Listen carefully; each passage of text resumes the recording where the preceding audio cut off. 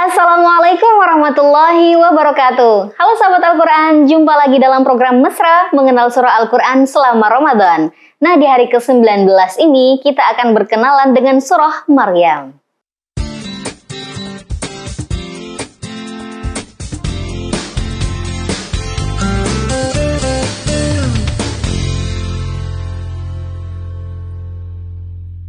Surah Maryam adalah surah yang ke-19 dalam susunan mushaf Al-Quran standar Indonesia.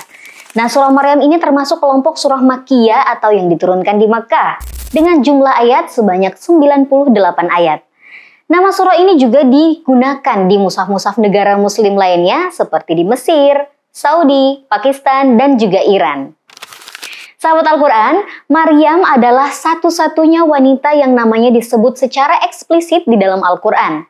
Hal ini berbeda dengan tokoh-tokoh wanita lain seperti Hawa, Aisyah, dan Khadijah yang namanya dikenal melalui sumber lain. Setidaknya ada 34 kali nama Maryam disebutkan dalam Al-Quran.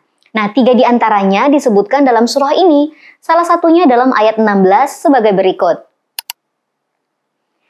وَاذْكُرْ فِي الْكِتَابِ مَرْيَمَ إِذِ انتبذت من أهلها مكانا شرقيا. Ceritakanlah Nabi Muhammad kisah Maryam di dalam kitab Al-Quran, yaitu ketika dia mengasingkan diri dari keluarganya ke suatu tempat di sebelah timur Baitul Maqdis. Sahabat Al-Quran, menurut Al-Qurtubi, penyebutan ini berkaitan dengan tradisi Arab, di mana nama istri raja atau wanita bangsawan jarang disebutkan secara langsung. Mereka menyembunyikan identitas nama istri-istri mereka dengan hanya menyebutnya dengan istilah zauj atau pasangan, urs atau mempelai, ahl atau istri, dan yang semisalnya. Namun Allah menyebut nama Maryam secara spesifik untuk menegaskan keutamaan dan juga kesuciannya, terutama dalam kaitannya dengan kelahiran Nabi Isa tanpa ayah. Setidaknya ada 16 ayat yang menyandingkan nama Maryam dengan putranya di dalam Al-Quran dengan ungkapan Isa ibnu Maryam.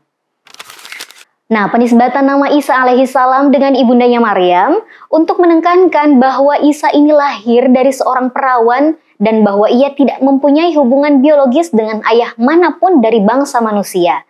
Seperti yang disebutkan di dalam surah Ali Imran ayat 45 sebagai berikut. إِذْ قَالَتِ الْمَلَائِكَةُ يَا مَرْيَمُ إِنَّ اللَّهَ يُبَشِّرُكِ بِكَلِمَةٍ مِّنْهُ إِنَّ اللَّهَ يُبَشِّرُكِ بِكَلِمَةٍ مِّنْهُ اسْمُهُ الْمَسِيحُ عِيسَى بْنُ مَرْيَمَ وَجِيهًا اسمه المسيح عيسى بن مريم وجيها في الدنيا والآخرة ومن المقربين. Ingatlah ketika malaikat Jibril berkata, "Wahai Maryam, sesungguhnya Allah menyampaikan kabar gembira kepadamu tentang kelahiran anak yang diciptakan dengan kalimat darinya. Namanya Isa Al-Masih putra Maryam, seorang terkemuka di dunia dan di akhirat, serta termasuk orang-orang yang didekatkan kepada Allah." Nah, adapun penyebutan nama surah ini dengan nama Maryam telah dikenal sejak zaman Rasulullah SAW. Nama tersebut dijumpai dalam hadis Nabi, athar sahabat, dan juga riwayat tabi'in. Dalam hadis riwayat At-Tabrani dan Abu Nuaim dari Abu Maryam Al-Ghassani, yang menunjukkan bahwa Rasulullah SAW memerintahkan pemberian nama Maryam, sehingga nama inilah yang dianggap tauqifi. Meskipun ada sejumlah ulama yang mengkritik karena salah satu dari seorang perawi hadis ini ditolak atau matruk. Hadis tersebut sebagai berikut. An Abi Maryam Al-Ghassani qala, ataitu Rasulullah sallallahu alaihi wasallam faqultu lahu wulidat liyal lailata jariyah. Faqala an-nabiyyu sallallahu alaihi wasallam wal lailata unzilat alayya suratu Maryam sammiha Maryam fakanat tusamma Maryam.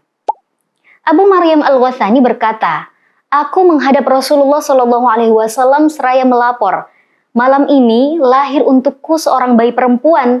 Nabi Shallallahu Alaihi Wasallam berkata, malam ini juga turun kepadaku surah Maryam. Kalau begitu, namailah bayimu itu Maryam. Maka bayi itu pun dinamai Maryam.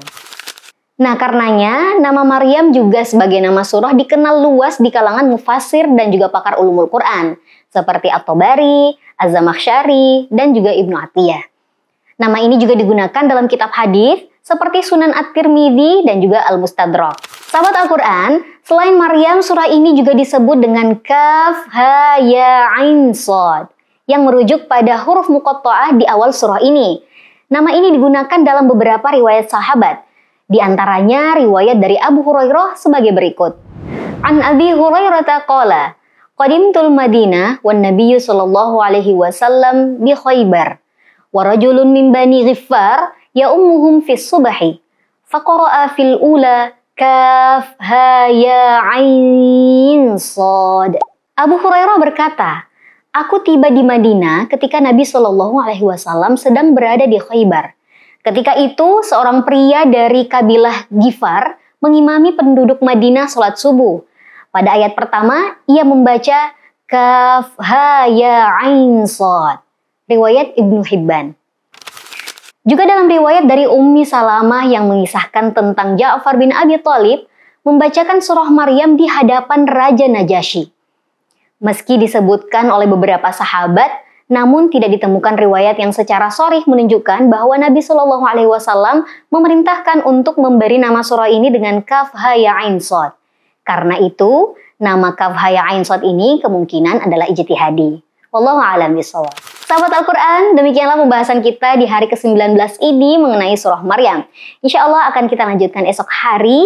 Jangan lupa ikuti terus program ini dalam satu hari mengenal satu surah, satu langkah lebih dekat dengan Al-Quran.